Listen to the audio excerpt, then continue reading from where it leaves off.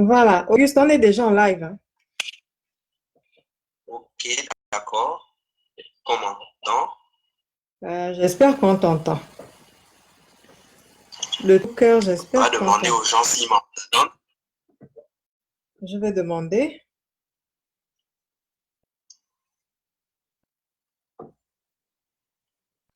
La famille, est-ce que là, vous entendez Auguste maintenant? Ça devrait être bon. Bonjour, bonsoir. Est-ce que vous m'entendez?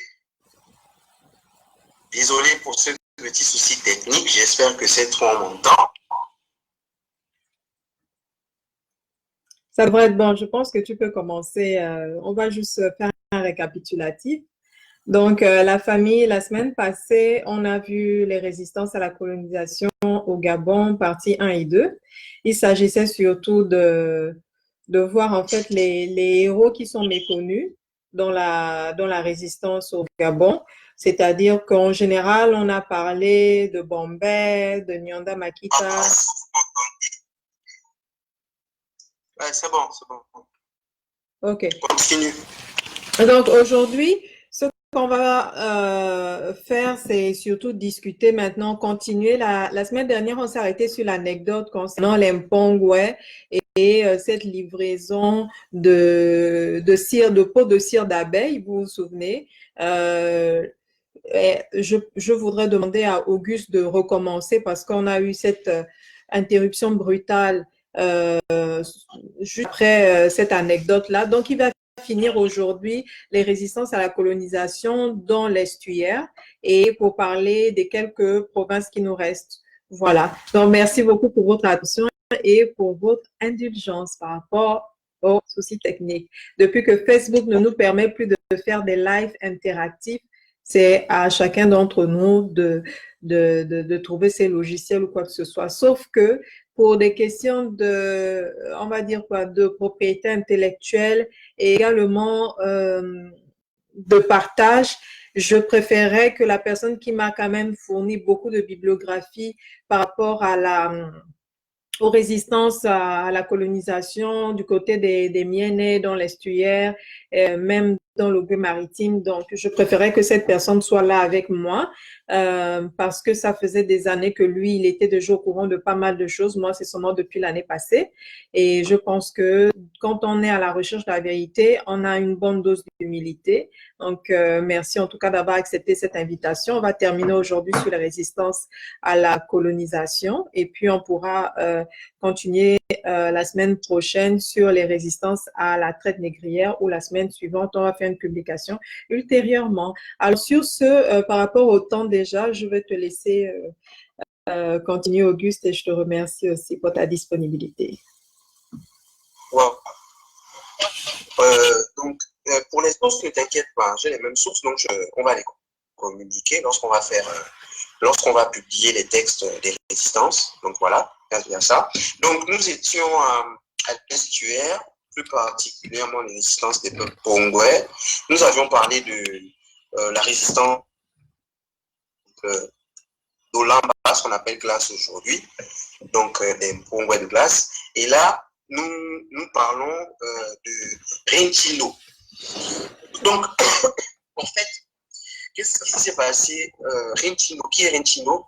Rentino, c'est le fils d'un chef qui, juste avant quelques temps avant le premier traité entre le roi en 1839 et Wetwin Lomez, donc nous sommes en 1838, et le père du chef, enfin le père de Rentino, qui est un chef congolais, un chef congolais à Gikaza de lui, se rend sur un bateau, sur un navire pour faire du commerce.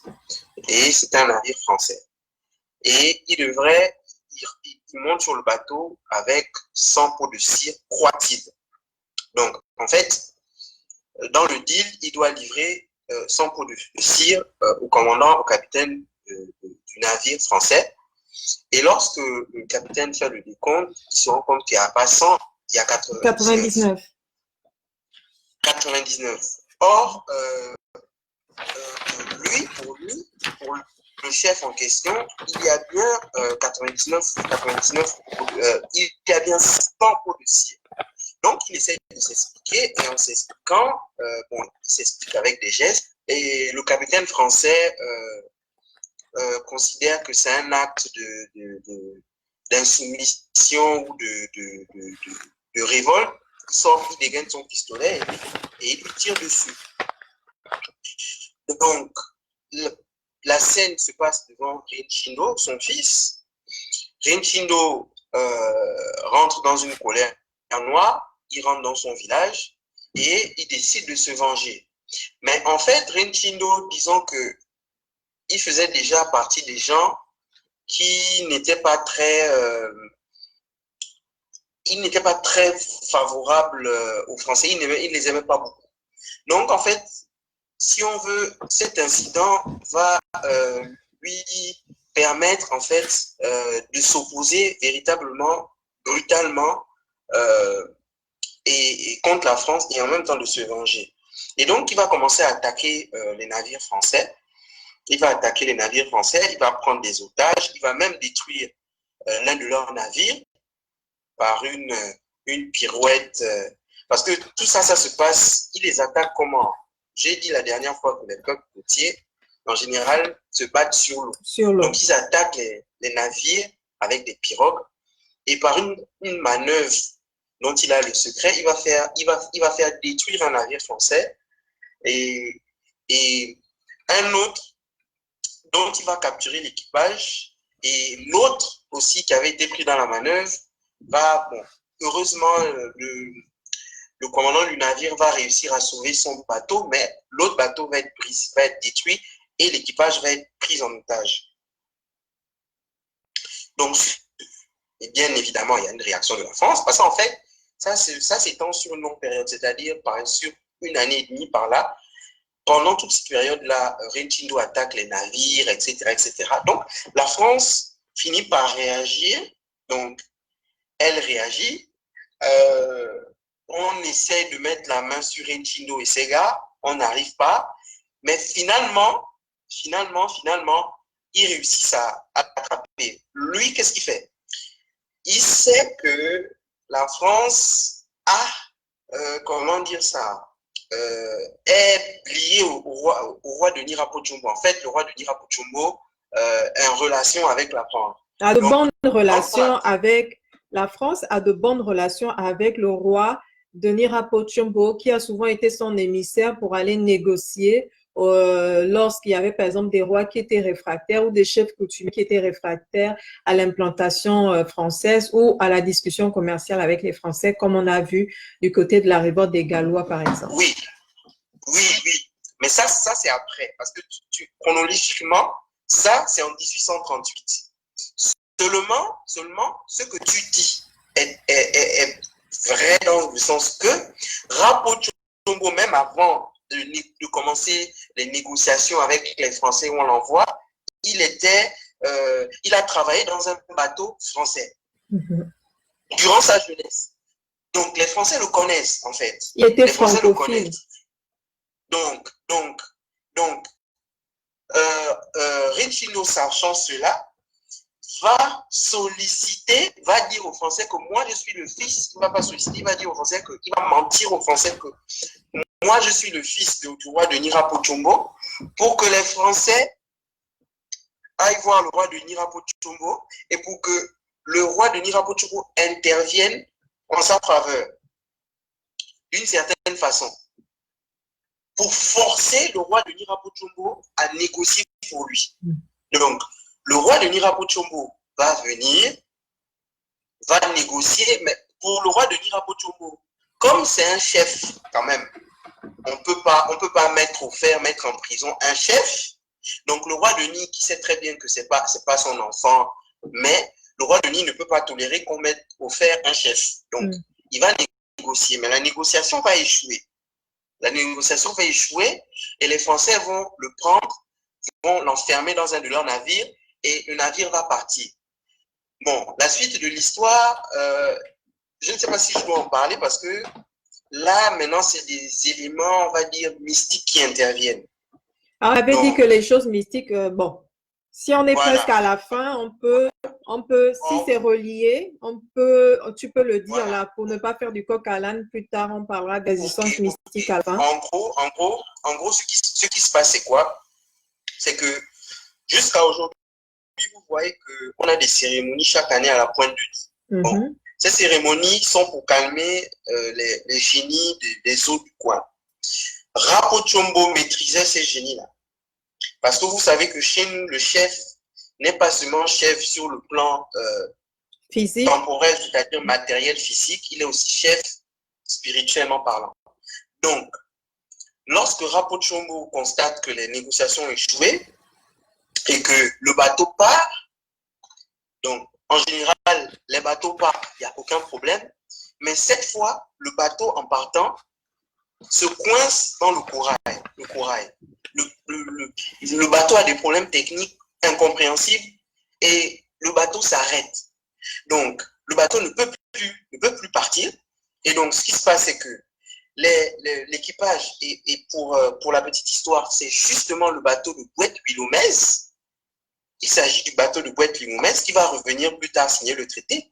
Mais ce bateau-là est coincé. Donc, Bouet-Wilomez revient vers le village du roi Denis et au prix d'une forte amende, d'une amende, finalement, on libère Rinchino et au final, le bateau repart. Et quand le bateau repart, curieusement, le problème technique, il n'y a plus de problème technique. Curieusement, le bateau fonctionne parfaitement. Donc, voilà une preuve que il n'y avait pas que le côté physique, il y avait aussi ce côté-là. Les gens de Ndende l'ont très bien compris. Voilà. Donc, sur ce, je vais passer sur les résistances au Luntem, à la dernière province. Allons-y. Alors, la résistance au Luntem était l'une des résistances les plus violentes et les plus organisées. Les têtes d'affiche de ces résistances s'appelaient Uvonominza, Ikom Adza et Komena Ololumbom. Cette résistance a lieu entre 1907 et 1909. Et ce groupe de résistance se faisait appeler les Binzima. Binzima, enfant, hein, bon, les femmes me corrigeront si je me trompe, mais je pense ne pas me tromper. Binzima, c'est les soldats. Comment ils étaient organisés? Ils formaient des bataillons de 400 à 500 hommes commandés par des chefs de bataillon, divisés en compagnies de 100 sous ordre d'un commandant. Et chaque chef de bataillon avait un nom d'emprunt, mais des titres aussi qui traduisaient leur rôle. Par exemple, il y avait des noms comme Efam, qui étaient les éclaireurs, ou Atamzong, qui voulait dire combattant de choc. Vous voyez? Donc, ça déjà, ça montre que nous avions, nous les Africains, les peuples du Gabon, nous avions une organisation militaire. Et on va le voir plus tard quand on parlera de Bombay et de Makita. Mais là, chez les Fang, par exemple, il y avait toute une organisation militaire. Et donc, ces Binzima-là, sous la direction des 5 chefs que j'ai cités, attaquent à partir de 1907 une milice coloniale au village de Nyon. Il y a eu 1 mort et 4 blessés et les troupes coloniales ont dû évacuer. Le village de Nyon se trouve où, Auguste? Pardon? Le village de Nyon se trouve où? Voilà, Nyon. Il se trouve dans le Luntem et pas loin d'Oyem, mais je ne sais pas si ce village existe encore. D'accord. Mais je dois même faire une précision. Hein. C'est un mouvement, la grandeur de ce mouvement, c'est que d'abord l'épicentre c'est Oyem, mais c'est jusque dans le Moyen-Nogoué. Parce qu'il faut dire que les leaders de ce mouvement avaient comme priorité d'unir le peuple Fan contre les colons. Ils ont essayé d'unir le peuple Fan contre les colons. Tout le peuple Fan contre les colons. Donc, disons que ça partait du Wolontem jusqu'au Moyen-Ogooué. Tout le Wolontem jusqu'au Moyen-Ogooué. Et peut-être même un peu dans le Guévino. Donc, je disais que les troupes coloniales ont dû évacuer. Ensuite, il y a eu une contre-attaque des troupes coloniales à Ebele. Ebele, c'était leur quartier général, leur premier quartier général, le quartier général des Bindima. Et ils attaquent. Et lorsqu'ils attaquent Ebele, donc il y a 5 corps de garde. Et donc les colons, lors de l'attaque, réussissent à prendre 3 corps de garde. Mais, et ces hommes repoussent les attaques et reprennent 3 corps de garde aux colons. Et finalement, ils gagnent, les Bindima gagnent. Il y a 1 mort et 7 blessés. Et au fur et à mesure, dans toute la région entre Ebele et Ouyem, il y a un vaste mouvement de résistance. Auguste, excuse-moi, est-ce que c'est possible pour toi de préciser quand tu dis il y a 1 mort et 4 blessés, dans quel camp? Oui. Ce sont les Bindima qui font 1 mort et 7 blessés. D'accord, paix à leur âme. De la milice. C'est la milice qui compte 1 mort et 7 blessés. Donc, ok. Suite à ça, bon, évidemment, il y a des morts aussi du côté des Bindima. Mais suite à ça, il y a une répression violente. Coloniale, et les Bindima adoptent la stratégie du repli. Disons, on se replie un moment pour prendre des forces. Donc, finalement, les troupes coloniales en 1909 réussissent à prendre leur QG, Ebele. Ils prennent leur QG, ils occupent l'espace, mais ce qu'ils n'avaient pas prévu, c'est qu'il y avait plusieurs foyers de résistance. Donc, lorsqu'ils ont pris le QG de Ekomena et ses hommes, il se trouve que les Bindima avaient établi un autre QG, cette fois dans un QG fortifié, cette fois dans un village qui s'appelait Okola. Il y a un souci? Non, c'est pas. Pardon, continue tes choses. Je suis avec l'arrangeur en chef ici. Continue. On t'entend bien, D'accord. Donc, les Bindima se sont repliés à un village fortifié qui s'appelle Okola. Et en se repliant, et même avant d'attaquer les colons, qu'est-ce qu'ils faisaient? Ils passaient dans chaque village. Et les villages, ils demandaient aux gens dans les villages, est-ce que vous êtes avec nous? Ceux qui acceptaient, ils intégraient les Bindima. Ceux qui refusaient étaient châtiés. Donc, ils brûlaient les villages. C'est-à-dire qu'ils n'avaient aucune pitié pour les traîtres. Aucune. Donc, sauf que ça va leur causer des problèmes parce que d'autres villages vont finir par se retourner contre eux parce qu'ils avaient des méthodes brutales. Donc, je disais que ils vont se replier à Okola et les troupes coloniales vont aller vers eux et il va y avoir une grande bataille, une très grande bataille, quasiment au corps à corps. Et il va y avoir 15 morts parmi les Bindima, 15 morts et 5 blessés, alors que du côté de la troupe coloniale, il y a eu 4 blessés. Donc, suite à cette bataille, les troupes coloniales vont réussir à prendre Okola. Mais, j'ai dit tout à l'heure qu'il y a plusieurs foyers de résistance. Quand un foyer de résistance s'éteint, un autre s'active. Et du coup, il va y avoir un autre foyer de résistance qui va se rallumer encore une fois à Ebele, au même village qu'Ebele, où cette fois-ci, ce sera le chef Ololumbom qui va reprendre le combat à partir du 21 septembre 1909. Mais malheureusement, le mouvement sortait de quasiment 2 ans de guerre et il était un peu déjà affaibli.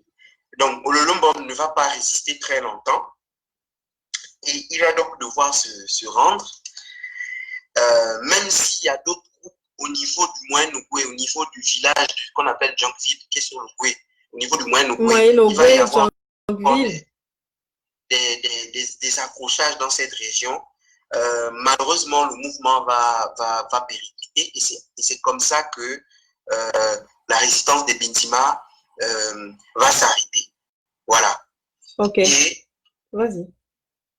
C'était juste pour faire un coucou à tous les habitants du village de Jonqueville, parce que je connais quelques personnes de Jonqueville. Donc, coucou, et tous les villages qu'on a cités là précédemment également. C'est bon? Voilà. Donc, tiens, j'ai vu un commentaire là. Bref, je rappelle aux gens que le but de cela, c'est de montrer que tous les peuples du Gabon ont résisté. Donc, il faut déjà comprendre qu'il n'y a pas eu de peuples qui ont procédé par traîtrise ou pas. Les traîtres, il y en a eu partout. Les résistants, il y en a eu partout. Ici, l'honneur est aux résistants. Voilà. Donc, et je voulais dire au sujet des peuples, des Bindima, qu'ils étaient très, très vaillants, très forts, des grands guerriers. Et leur résistance peut expliquer pourquoi ensuite l'administration coloniale a tenu à... Vous voyez que parmi les peuples du Gabon, on a surtout tenu à évangéliser les peuples forts. On voit que c'est les peuples les plus évangélisés. On voit qu'ils font partie des peuples aussi qui semblent avoir perdu beaucoup de leur tradition. Mais c'est à cause de ça. C'est parce que ils sont avec une rage pas possible. Les peuples, on peut prendre l'exemple des peuples forts et des peuples, par exemple, Tsogo, Apinji. C'est des peuples qu'on a essayé d'évangéliser par tous les moyens parce qu'il fallait annihiler leur volonté de résistance. Et puis, on leur a infligé tellement de revers de ce côté-là. On parle quand même de plusieurs années de résistance qu'ils se sont dit, bon, il fallait travailler leur mental pour faire perdre cela. Par contre, je vais dire, maintenant qu'on a fini là, je sais qu'on va aborder la question des grandes résistances, des méthodes et stratégies de guerre aux militaires.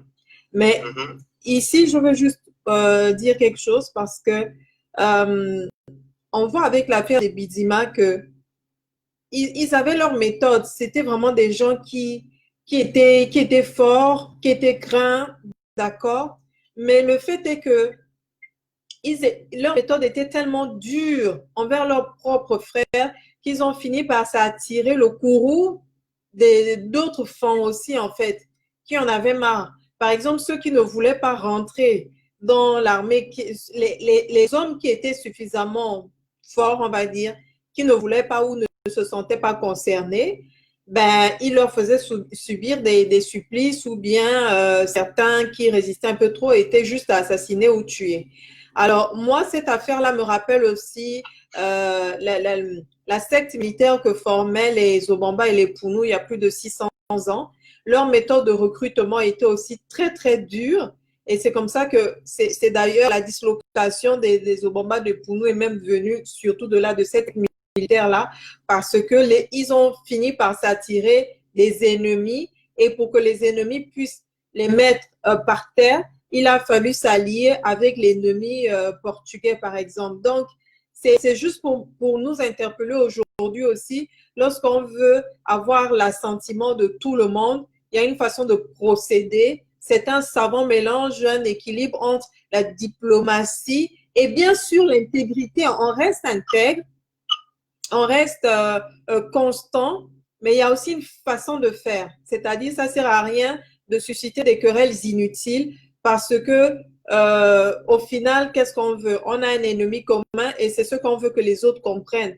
C'est que si aujourd'hui, vous ne vous engagez pas avec nous, ben, sachez que vous êtes sûrement les prochains ou toute votre vie, vous allez vivre comme des chiens. Et que notre combat, c'est vraiment un combat d'ensemble. C'est un combat de tout le monde.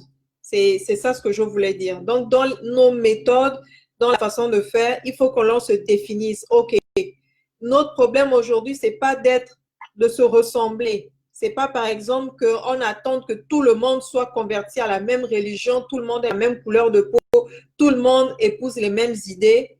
Mais notre identité forte, elle doit être basée sur quoi? la préservation de, par exemple, notre groupe, ou bien simplement qu'on doit savoir qui est notre ennemi. Quand vous avez en face de vous un étranger, un ennemi, voilà, on monte, on descend, ton frère, même si vous n'avez pas les mêmes convictions, ça reste ton frère. Et face au colon ou à l'impérialisme, c'est mon frère. Voilà. C'est ce que je voulais dire. Merci Auguste, tu peux continuer. Toi-même, tu sais que le temps nous est compté. D'accord, je te remercie pour ce propos. Donc, je vais passer à la deuxième partie où on va parler des grandes figures de la résistance, des résistances à la colonisation. Des grandes figures.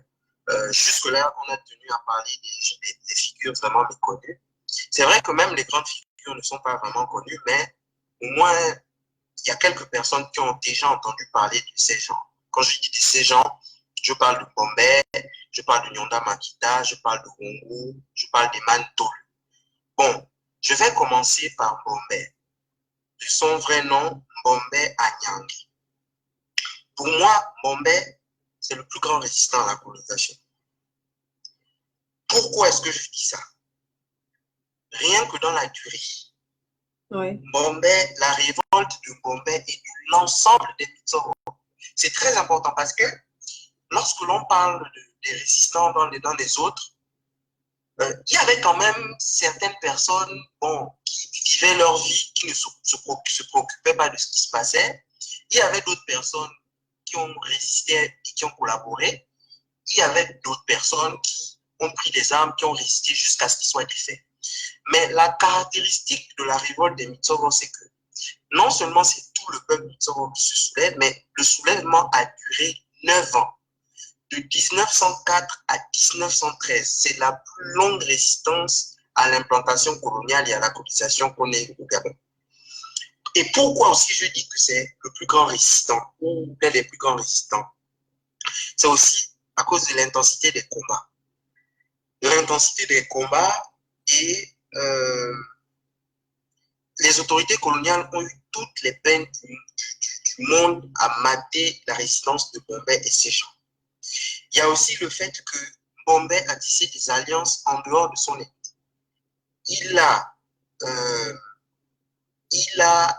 Non seulement il a tissé une alliance avec un chef qui s'appelle Nzengi Fundu, donc qui était dans la région du Cap. Il a signé une alliance offensive-défensive. Donc ça, peu de gens le savent. Mais en plus, c'est Bombay qui forme Mavroul, dont on va parler tout à l'heure, Mavroul Nyonda Makita. C'est Bombay qui l'initie au Briti. C'est Bombay certainement qui l'initie au Muri.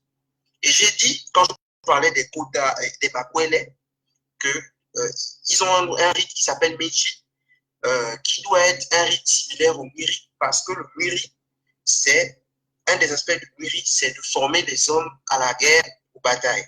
Donc, ok, et chez les Michogo, ils avaient aussi ils ont aussi, je sais pas aujourd'hui si ça persiste, ils ont le Ndeya, je pense que c'est ça que ça s'appelle, le petit Ndeya, où on apprend aussi aux hommes à se battre, donc pas forcément là-bas. Et chez nous, c'était la panthère. Donc, ça l'est encore aujourd'hui. La bienheureuse. En fait, tous ces rites-là sont liés, tu vois, y compris le rite dont tu parles, parce que cette étape que les Opamba et Teke font, liée à la panthère, se retrouve dans les rites du Kuti et du Weri. Tu comprends? C'est les mêmes rites qu'on pratique, mais ça, c'est une autre chose. Dans le live des ressemblances entre les... Voilà. Donc, il a initié Mavroul Nyonda Makita à la guerre. Et donc, Bombay, ce qu'il va faire, c'est que donc, il va se soulever, lui et les Mitsoros vont se soulever contre l'administration coloniale. Alors, ce soulèvement est dû à quoi? Les agissements des agents coloniaux et des sociétés concessionnaires. Donc, ils violentent les populations, ils extorquent les gens, ils imposent leurs lois, il y a la perception des impôts, ce qu'on appelle l'impôt de capitation, etc. Donc,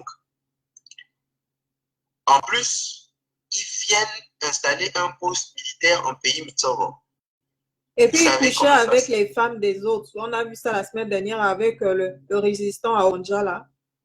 Il couchait avec les femmes comme ça. Exactement, exactement. On a vu ça aussi chez les Enenga, où Bruce Walker a violé une des nièces du chef des Enenga. Donc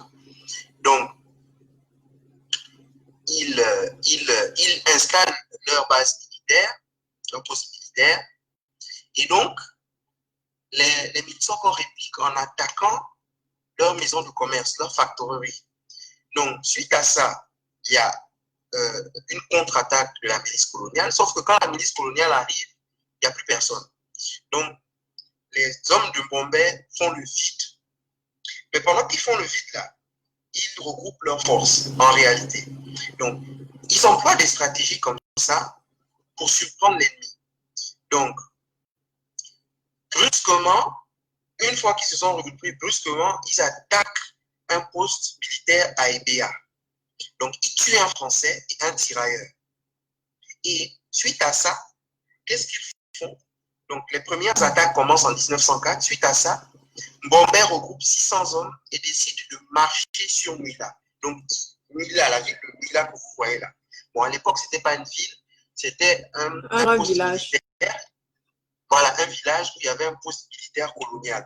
Donc, Bombay et ses hommes décident de marcher sur Muila. Donc, ils attaquent Muila. Et ils font le siège de la ville pendant un certain temps. Donc, ils harcèlent pendant un certain temps les troupes coloniales. Et donc, il y a une contre-attaque des troupes coloniales qui finissent par repousser les troupes de Bombay et qui décident de continuer vers le poste avancé des assaillants, le poste avancé des résistants. Donc, ce poste s'appelle Nyonda. Donc, ils attaquent Nyonda, ils finissent par prendre Nyonda et entre-temps, ils apprennent que le QG des résistants se trouve dans un village qui s'appelle Kimbili. Donc, ils foncent vers le QG, mais au fur et à mesure de leur progression, ils sont sans cesse attaqués, sans cesse harcelés, jusqu'à ce qu'ils arrivent aux abords de Kimbili, mais ils sont repoussés. Donc, ils doivent se replier. Donc, ils se replient à Muila. Ils se replient à Muila. Ils se replient à Muila. Et Bombay reprend son QG de Kimbili.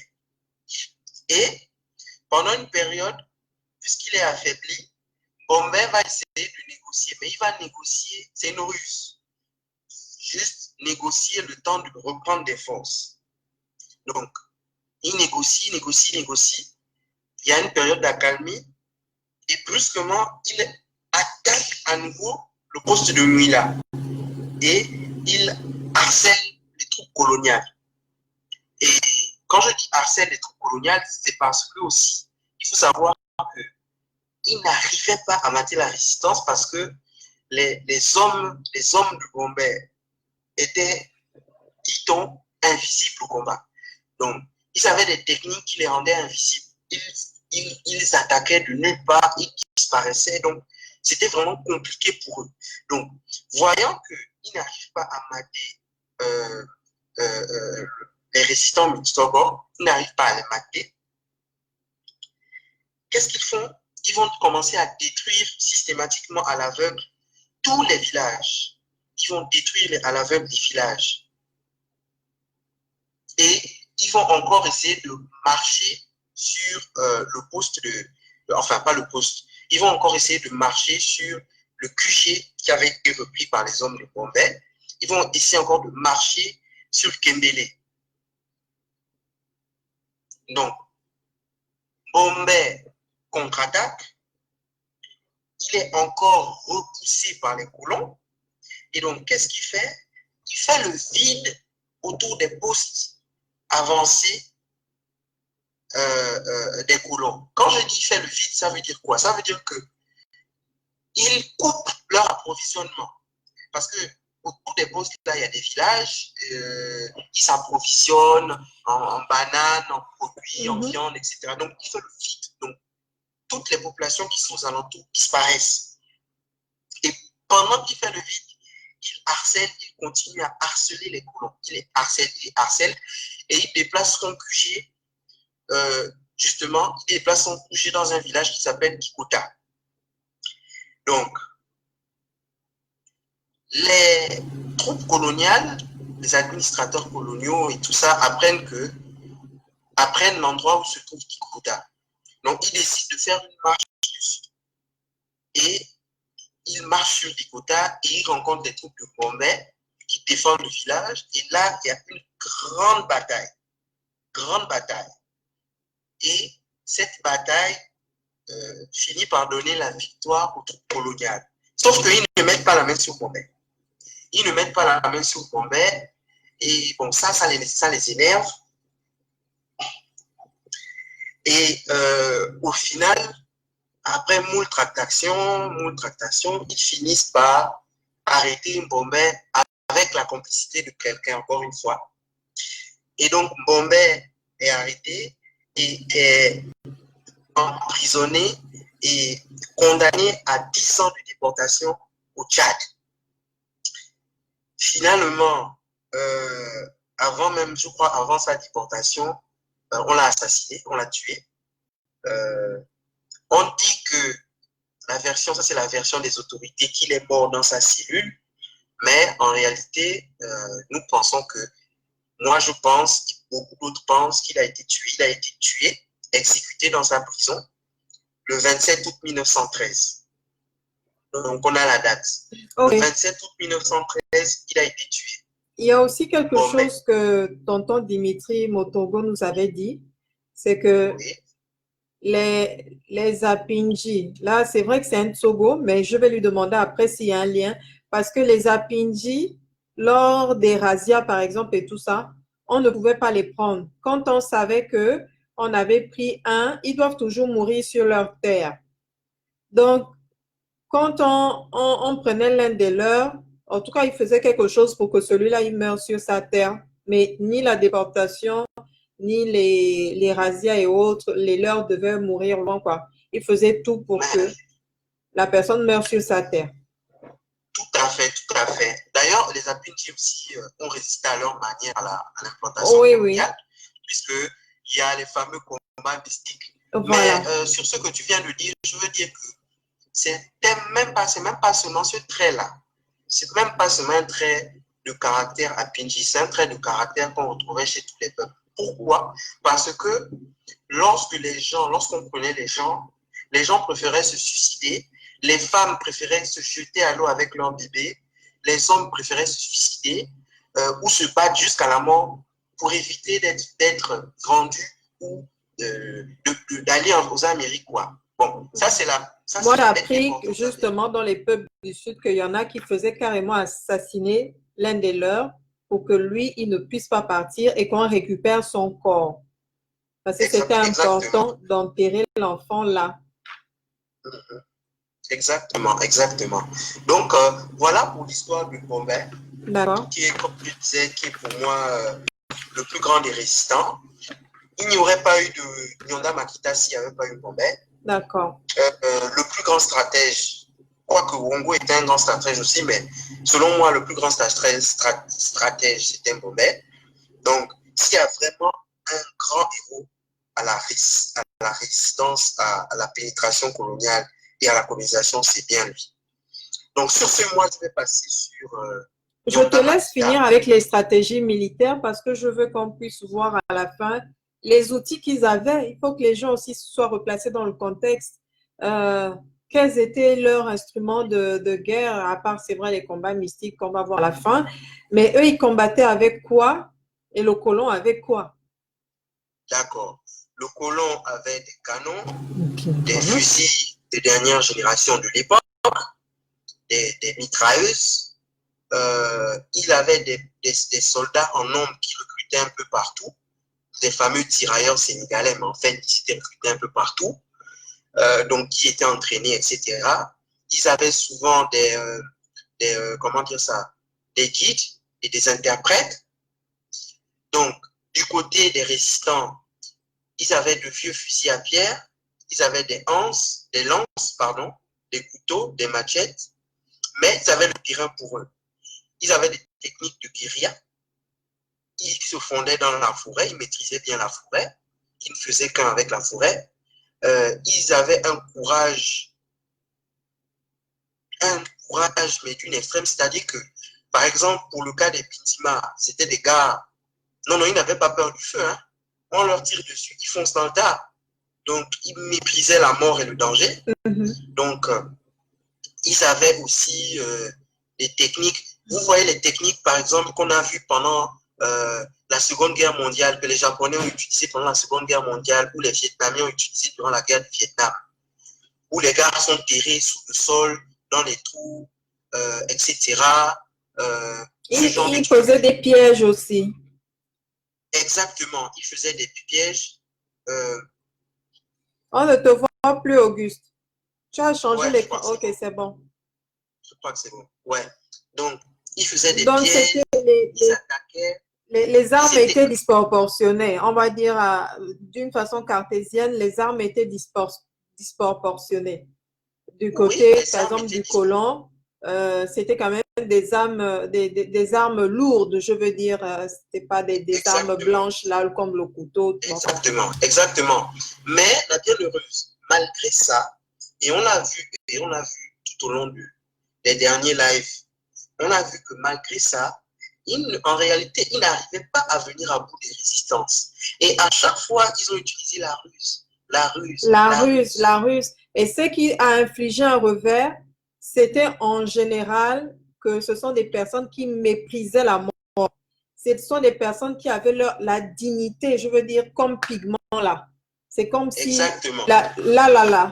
les gens qui avaient le sens en fait de la propriété, c'est-à-dire c'est chez nous ici, c'est nos terres ici.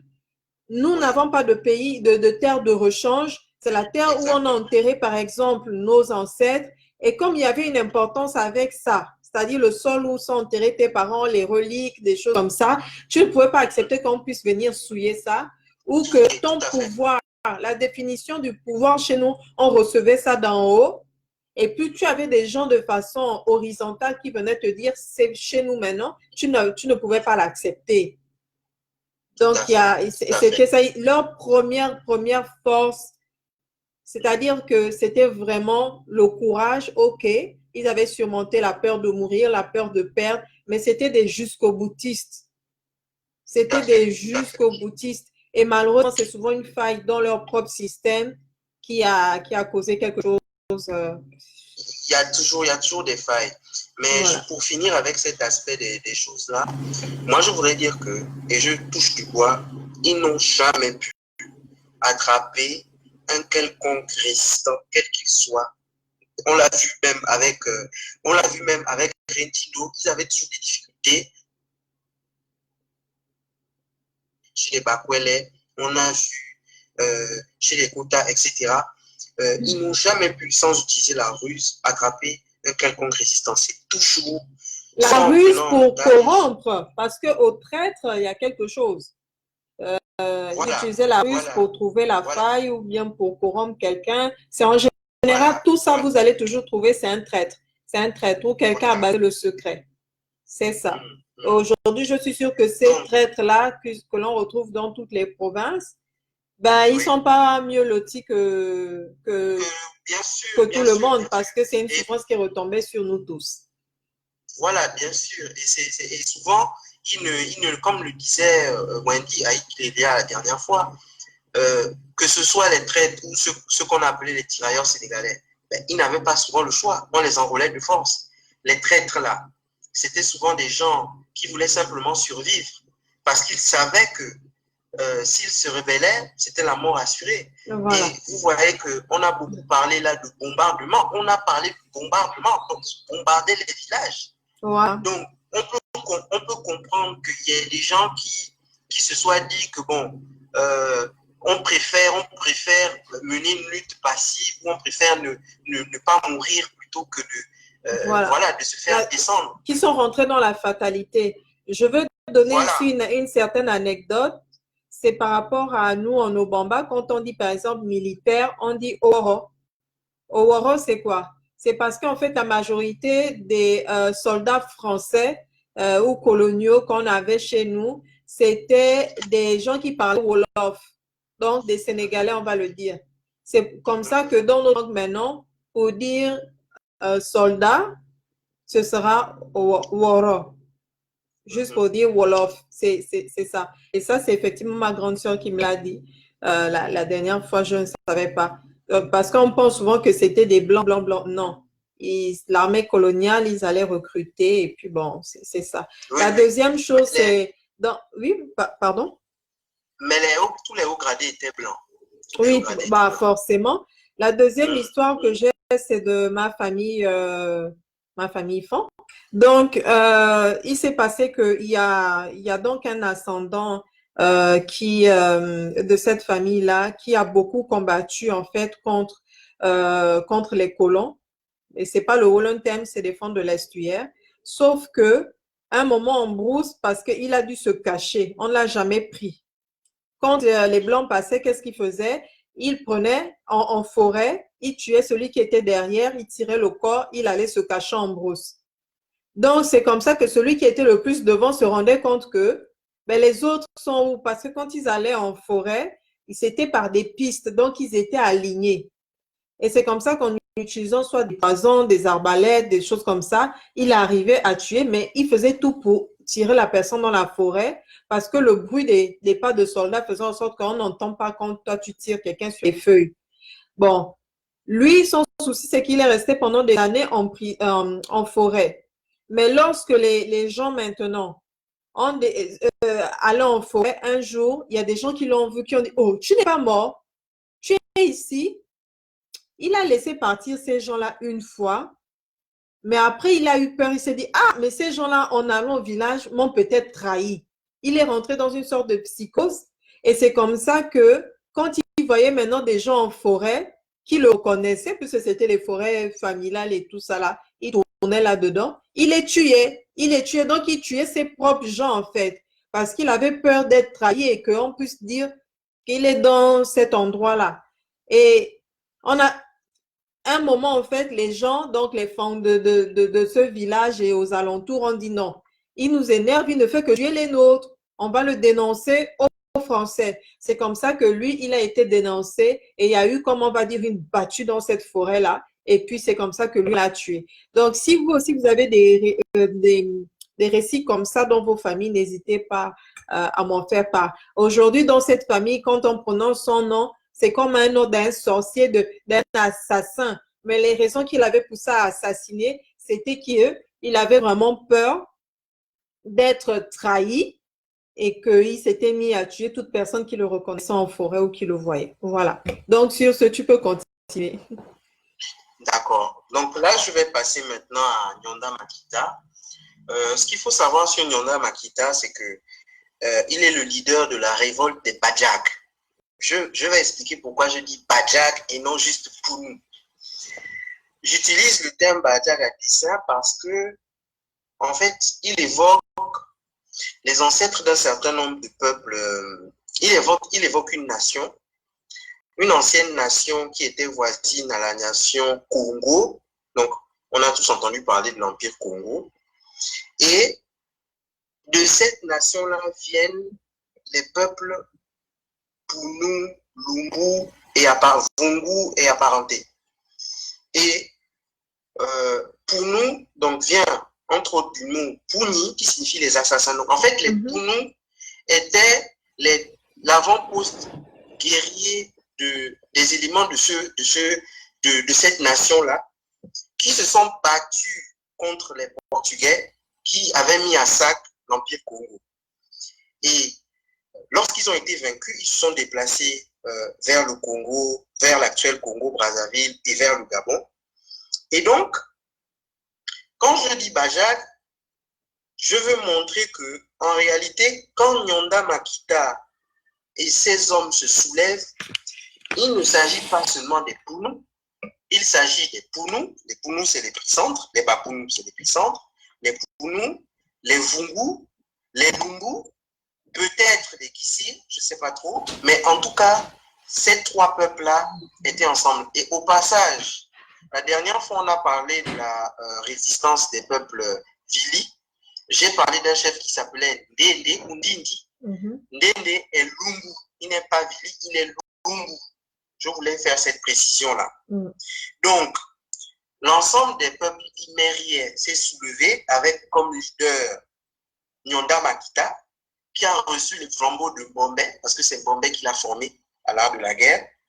Et l'épicentre du soulèvement, c'était dans la Nyanga entre Mwabi et Chibanga, toute cette zone-là. Donc, quelle était la cause de ce soulèvement? C'est l'interdiction du commerce entre les autochtones. Donc, vous savez que lorsque les colons arrivent, lorsque la rencontre se fait entre l'Occident et l'Afrique, elle vient avec un système de valeurs, elle vient avec le capitalisme, elle vient avec une imposition d'un certain nombre de choses. Et parmi ces choses-là, c'est quand on occupe votre territoire, on établit ce qu'on appelle, et qui continue jusqu'à aujourd'hui, le pacte colonial. Donc, vos produits ne peuvent être intéressants que s'ils intéressent la métropole, certains produits. Donc, qu'est-ce qu'ils font? Ils vont interdire le commerce de sel entre les autochtones pour privilégier les produits que eux ils veulent et que les produits qu'ils veulent, on leur donne. Si jamais ça coupe, ne vous en faites pas. On redémarrera. Vas-y, continue. J'essaie de stopper cette mise à jour intempestive là. Oui, je disais les produits seulement que eux ils exigent. Donc, déjà, les chefs pour nous, les chefs de la zone, vous avez vu, on a parlé d'Iboubou ou d'Iboubou, on a parlé de Zengi Fundu, qui était allié avec Bombay. On a vu qu'il y a une tradition de résistance qui a commencé dès la fin du 19e siècle en pays Poulou. Donc, le Mouka, donc la zone située entre Chibanga et Mwabi, se soulève. Et donc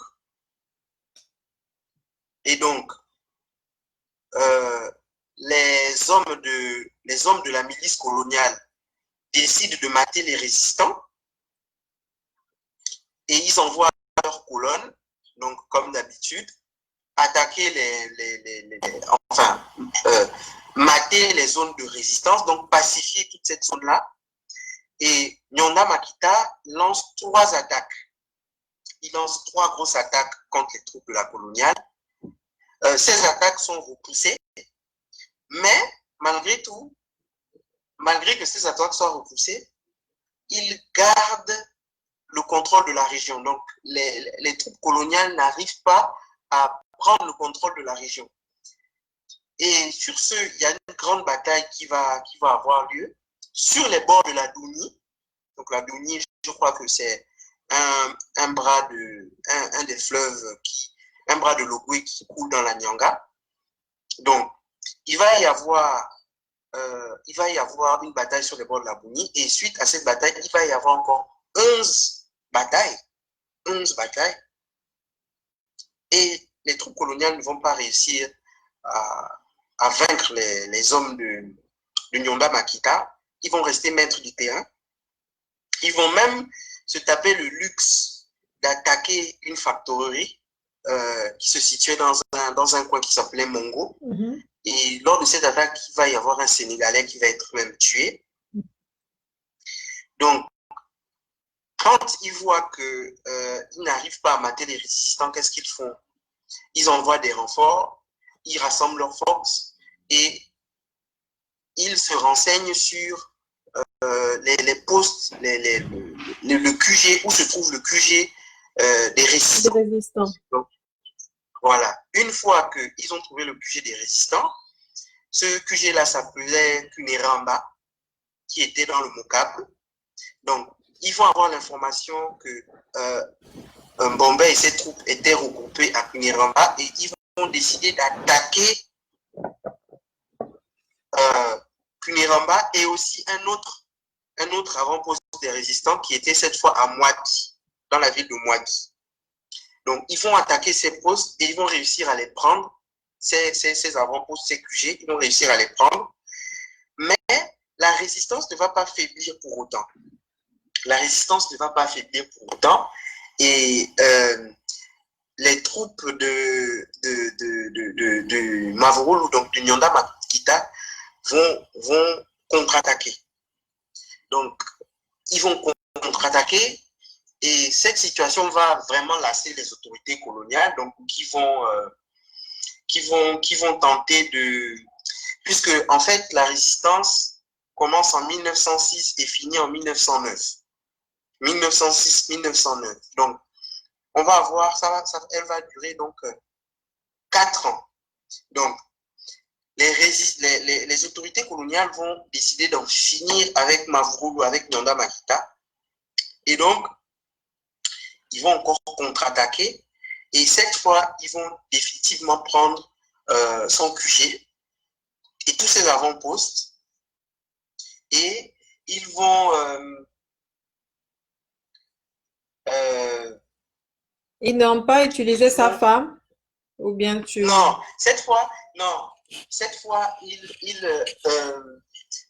ne vont pas utiliser la méthode des femmes, mais par contre, ils vont réussir à capturer tous ces autres collaborateurs, si tu veux, ces colonels, ces généraux et tout ça. Ok, moi, c'est parce que j'avais appris que sa femme avait trahi son secret mystique ou quelque chose comme ça.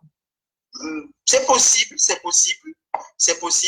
mais dans tous les cas, dans la version que moi j'ai, 7 principaux collaborateurs ont été pris. Et vous savez très bien que quand ils prennent, et je suis sûr que parmi ces collaborateurs, il y avait, enfin ces généraux, il y avait ses parents, certains de ses parents, certainement ses neveux, etc. Et quand ils les prennent comme ça, ils menacent de les tuer. Oui. Donc lui, il est venu se rendre.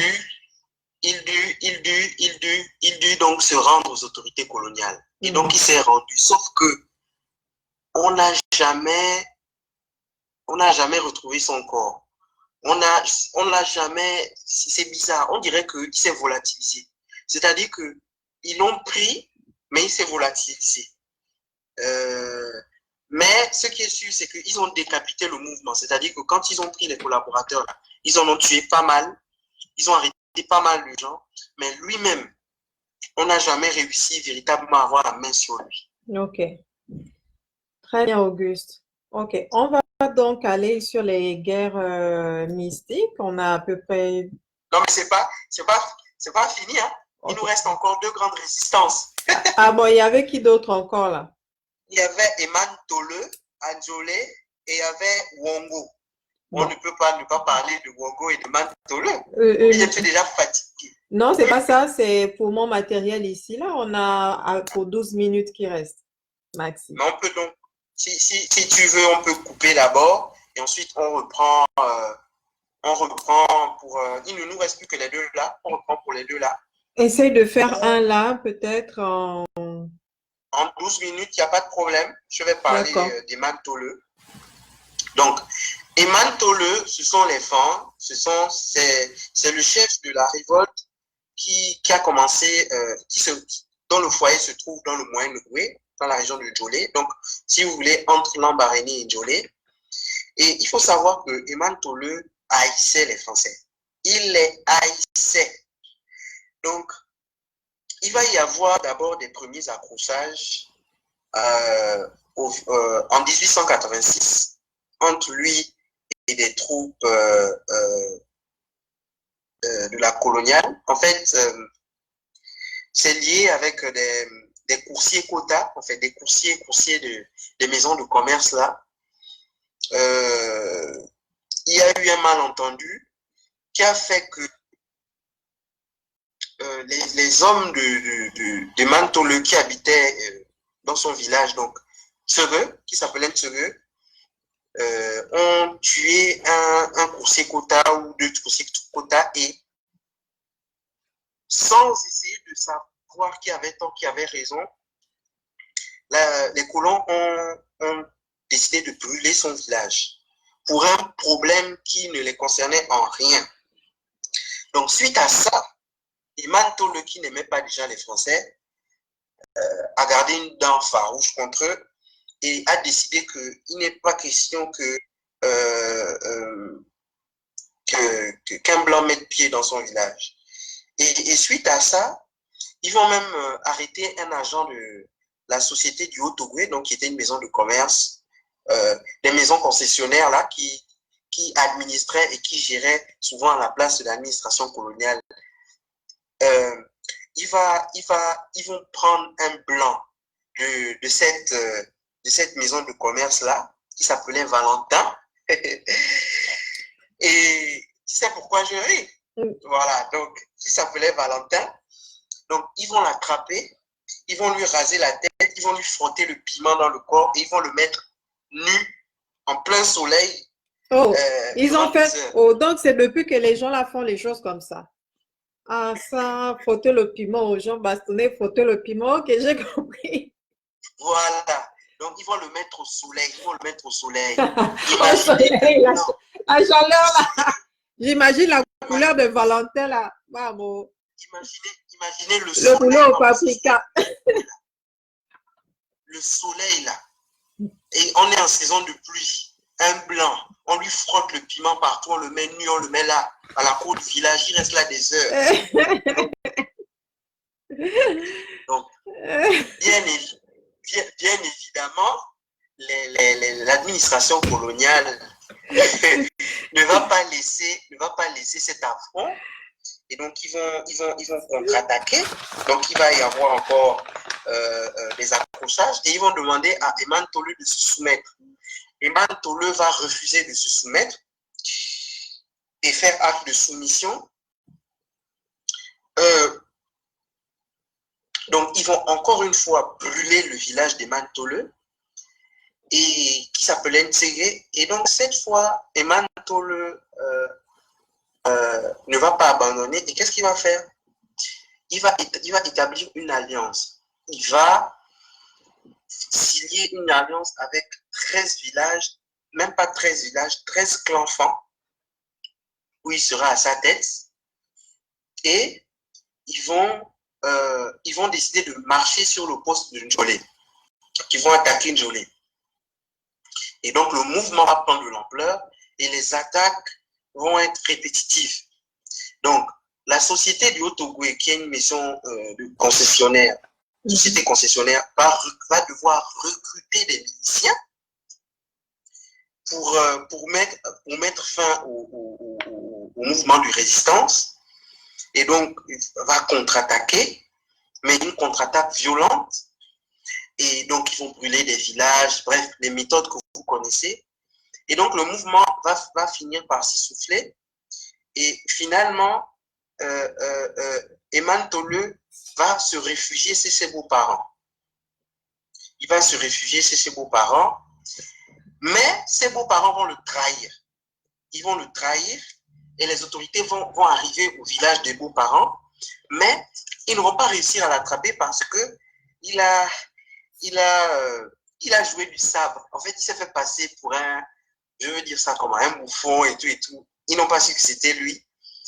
Et il a réussi à s'échapper. Mais le problème, c'est qu'ils ont pris son fils. Son fils qui s'appelait Tolo Eman. Donc lui, il s'appelle Eman Tolo et son fils s'appelle Tolo Eman. Donc ils vont réussir à prendre son fils et ils vont lui dire que si tu ne te rends pas, on va tuer ton fils. On va tuer son fils. Et donc, il va se rendre aux autorités en 1902. Et ils vont le déporter, lui et son fils, en Côte d'Ivoire, à Grand Bassam. Il va rester là-bas 10 ans et il va mourir là-bas. Et c'est son fils qui va rentrer, qui va rentrer. Et c'est comme ça que la résistance a pris fin. Donc cette résistance a eu lieu de 1886, a commencé en 1886. Ils ont, avec des moments d'accalmie, des hauts et des bas, jusqu'en 1902. Donc, une résistance qui a duré près de 17 ans. D'accord. Près de 17 ans. Okay.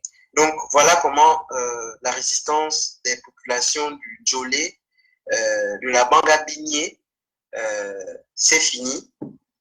Et Eman Tole aussi, c'était, comme vous le voyez, un très grand résistant. Un très grand résistant. 17 ans, c'est pas rien. Donc, voilà.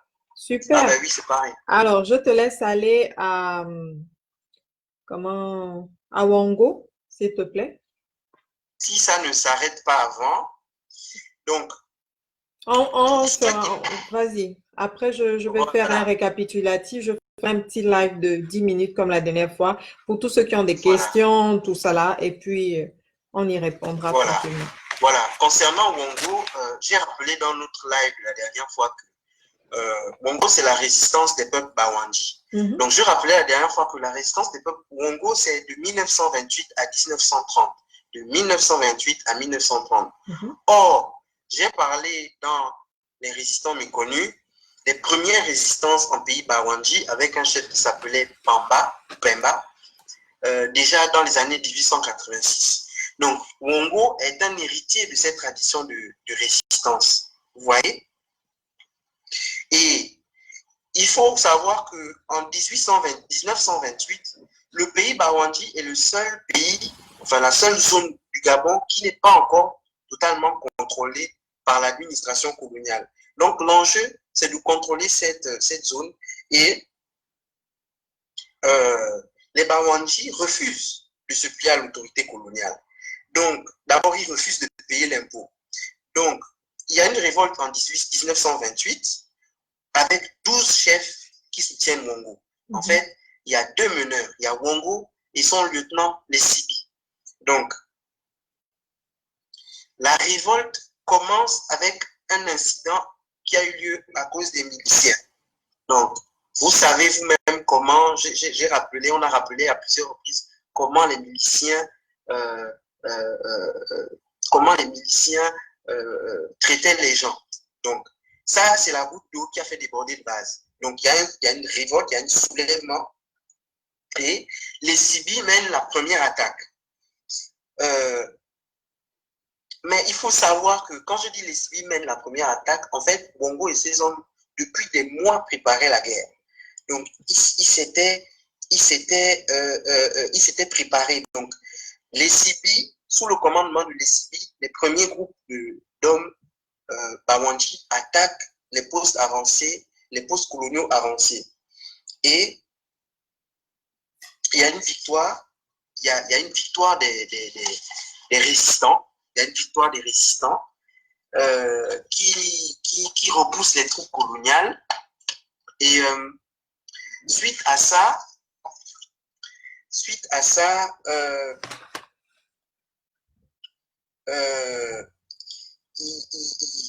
il y a donc, je disais que les troupes sont repoussées. Oui.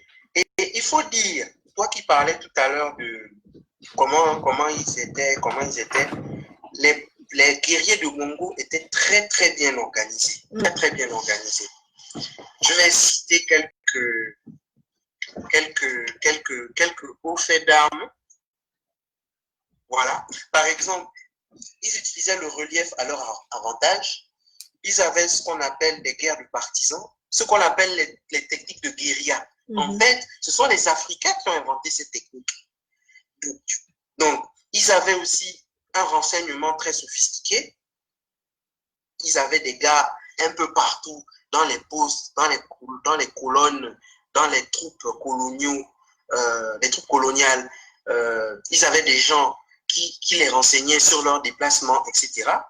Ils savaient utiliser le terrain. Ils jouaient beaucoup sur les embuscades. Ils étaient des petits groupes de 10 à 40 personnes maximum. Donc, ils vous attaquent, après ils disparaissent dans la forêt. Donc, c'était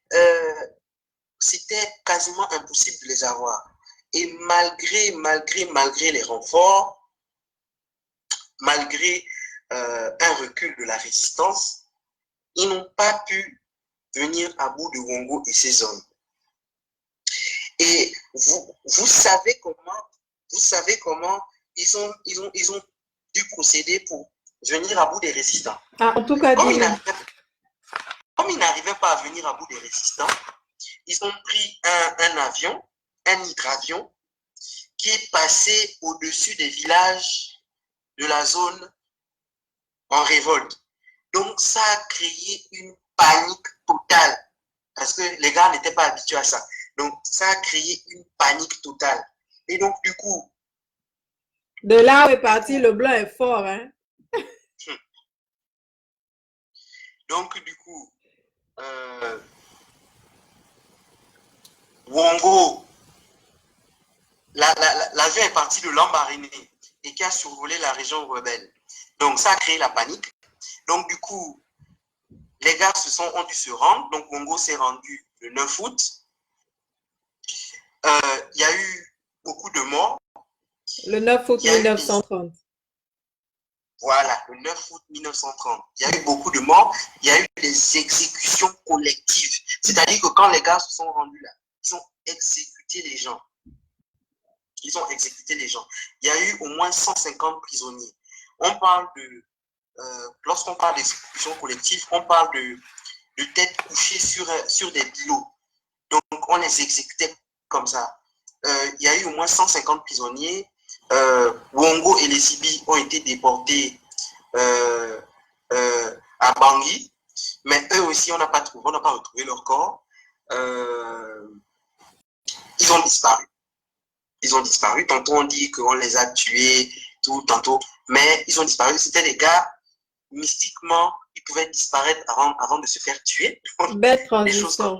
Voilà, on a 2 minutes. Qu'est-ce que tu peux nous dire au sujet des résistances mystiques? Mais ce que je peux dire au sujet des résistances mystiques, déjà... chez la Apinji, on en a parlé en long et en large. Donc, voilà. Sur le live, déjà, dans les Apinji. Voilà, déjà... il y a l'affaire de Chindo. On a compris que c'était mystique. Voilà, Monsieur Beau et Vilomès, il a bien compris, ils sont revenus.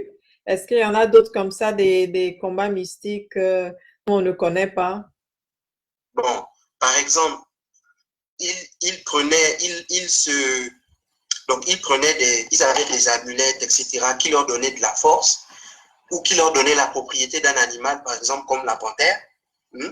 Chez les Obamba, il y a la panthère, mais il y avait aussi le singe, ce qui te permettait que quand tu tombes, si tu fais une chute, par exemple, d'un arbre pendant le combat ou quelque chose, tu ne te casses pas. En fait, tu rebondis. Il y a quelque chose, tu vas t'accrocher à quelque chose où tu vas retomber sur tes pattes.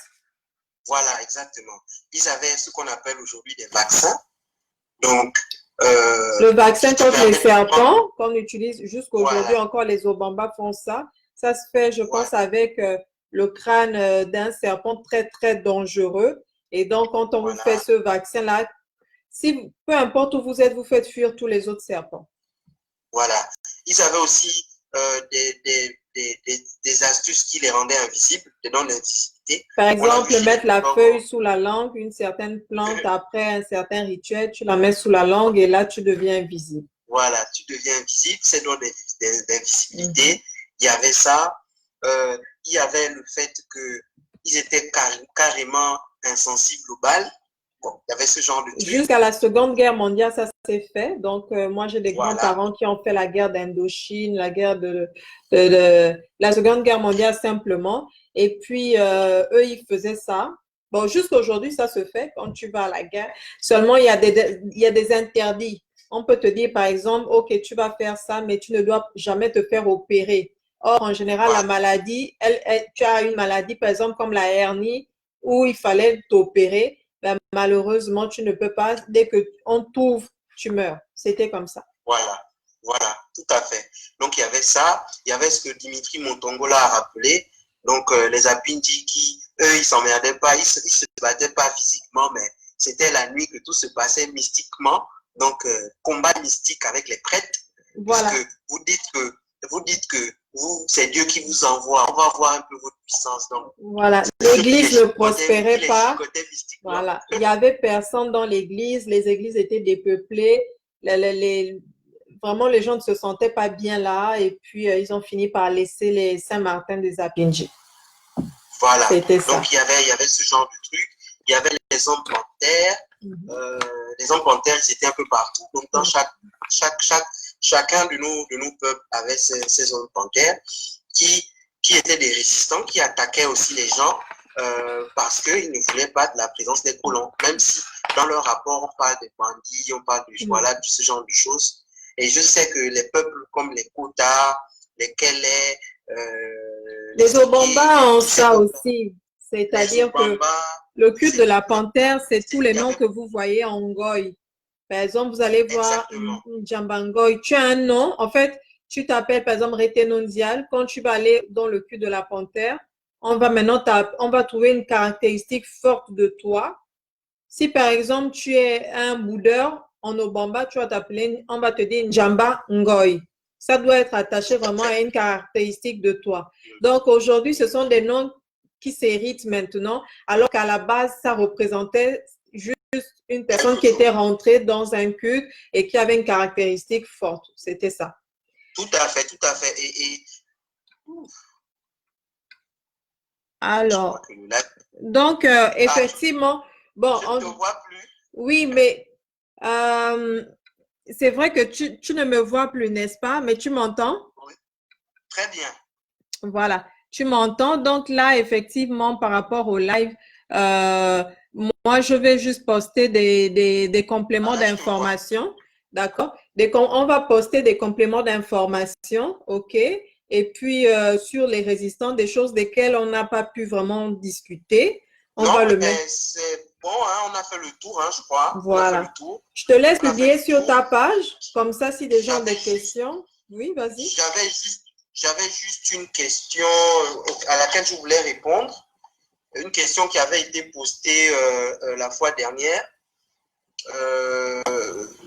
Quelqu'un demandait comment avons-nous pu accepter une signature qui nous faisait perdre notre indépendance et notre souveraineté sur nos terres.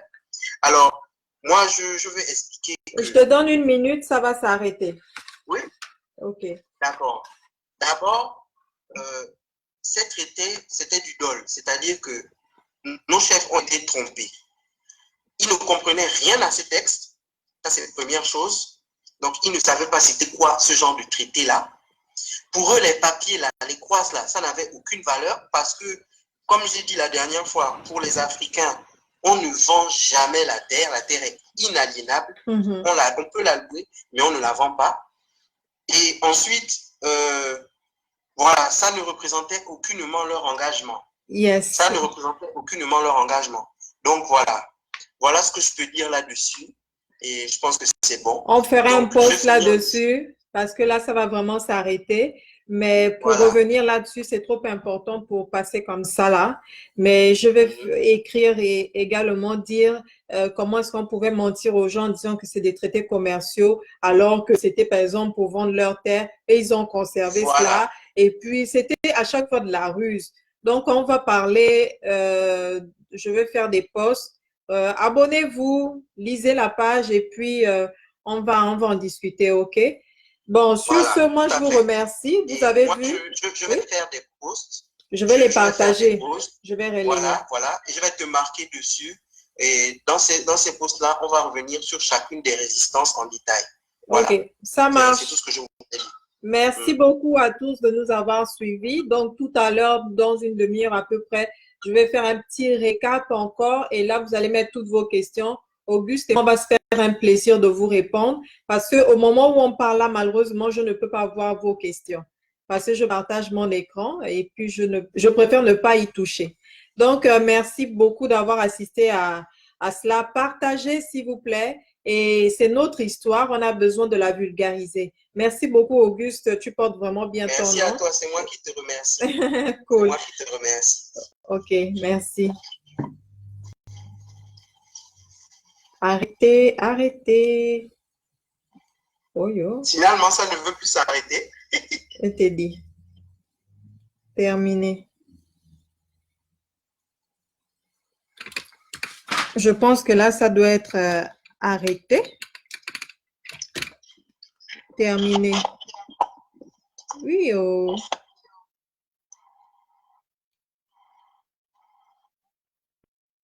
Bon. Terminé.